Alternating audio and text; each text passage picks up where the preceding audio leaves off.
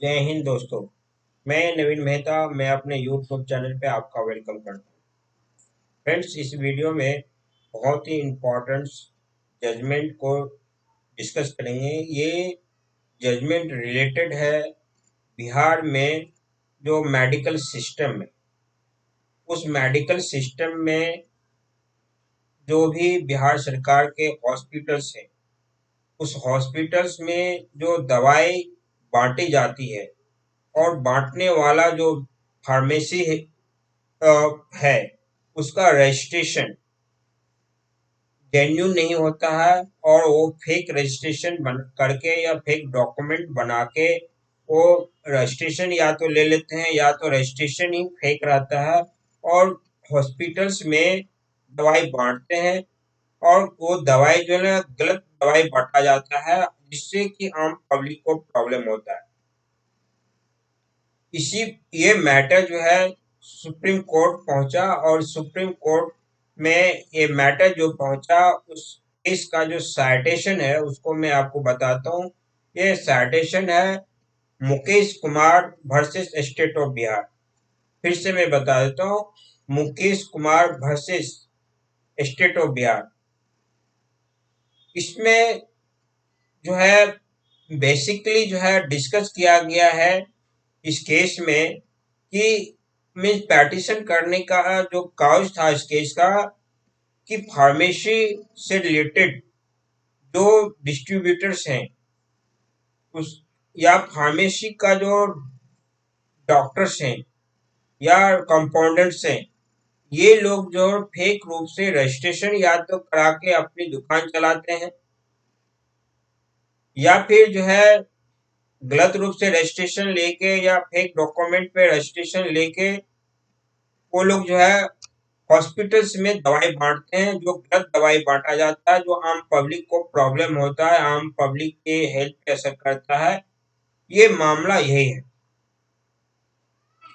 और ये मामला जो सुप्रीम कोर्ट जो पहुंचा, सुप्रीम कोर्ट में ये मामले को देखने के लिए मीन्स डिस्कस करने के लिए दो जज की एक बेंच बनी और ये बेंच जो बनी उसमें दो जज थे, एम आर शाह और दूसरा थे justice M M Sundaresh.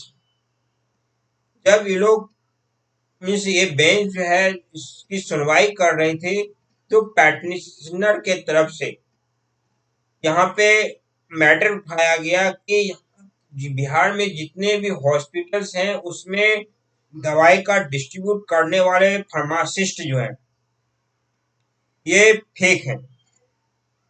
Fake दो रूप में है, ये तो या तो उसका रजिस्ट्रेशन फेक है या फिर उसका डॉक्यूमेंट फेक है जिसके बेसिस पे वो रजिस्ट्रेशन लेते हैं।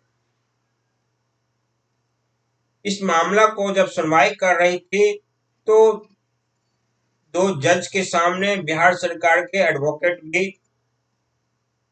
प्रस्तुत हुए और उन्होंने अपना बात रखी कि फेक जो डॉक्यूमेंट है या रजिस्ट्रेशन है, इसकी जांच करने का जो है या इसकी देख रेख का रिस्पॉन्सिबिलिटी जो है बिहार स्टेट फार्मेसी काउंसिल का है। तो बिहार सरकार का एडवोकेट की इस बात को सुप्रीम कोर्ट के जो बेंच थे वो जो है रिजेक्ट कर दिया और कहा बिहार सरकार के एडवोकेट को कि आप इस तरह से अपना रिस्पॉन्सिबिलिटी नहीं हटा सकते हैं। आपकी जो गवर्नमेंट है वो ये नहीं कह सकती है कि हम रिस्पॉन्सिबल नहीं है, ये responsible Bihar state pharmacy council का है। क्योंकि सेक्शन 45 ऑफ फार्मेसी एक्ट 1948 कहता है या प्रोविजन है उसका कि स्टेट गवर्नमेंट को इमेंस पावर है कि किसी भी काउंसिल मीन्स जो मेडिकल से जुड़ा हुआ काउंसिल है उसके हर क्रियाकलाप को जांच करे और जांच करके जो भी उसमें डिफॉल्ट होता है या जो भी उसमें गलत पकड़ाता है उस पर कार्रवाई करे। तो इस पर बिहार सरकार के एडवोकेट बोले कि हम जो है कार्रवाई करेंगे अगर किसी तरह का वहां पे कंप्लेंट होगा या एफआईआर दर्ज होगी तो करेंगे। तो सुप्रीम कोर्ट स्पष्ट बोली कि हम एफआईआर का दर्ज करने का जो टाइम होता है उसके लिए वेट नहीं कर सकते, और आप भी एफआईआर या ये कंप्लेंट होने का वेट नहीं कर सकते, क्योंकि बिहार एक ऐसा राज्य है जो गरीब राज्य है और अनएजुकेटेड राज्य है। किसी को या तो उसके फाइनेंशियल स्टेटस सही नहीं है कि वो जाके एफआईआर दर्ज करावे या केस लड़े, या फिर उतना एजुकेशन नहीं है कि वो किस तरह का एफआईआर दर्ज कराएंगे, और इस एफआईआर दर्ज कराने में कौन सा सेक्शन लगेगा, क्या होगा, उन्हें पता नहीं है। और हम जो है एफआईआर का या फिर कंप्लेंट का वेट नहीं कर सकते हैं। अगर वेट करेंगे या स्टेट गवर्नमेंट वेट करेगी तो कितने व्यक्ति का लाइफ डैमेज हो जाएगा, इसके लिए क्या स्टेट गवर्नमेंट रिस्पॉन्सिबल होगी? उन्होंने क्वेश्चन किया। इसलिए जो है स्टेट गवर्नमेंट इस चीज पे नकार नहीं सकती है और अपना रिस्पॉन्सिबिलिटी नहीं हटा सकती है कि ये बिहार स्टेट फार्मेसी काउंसिल का काम है। ये पूरा वर्क जो है स्टेट गवर्नमेंट के सुपरविजन में होता है, और सारे वर्क जो है ना स्टेट गवर्नमेंट के सुपरविजन के अंतर्गत होना चाहिए।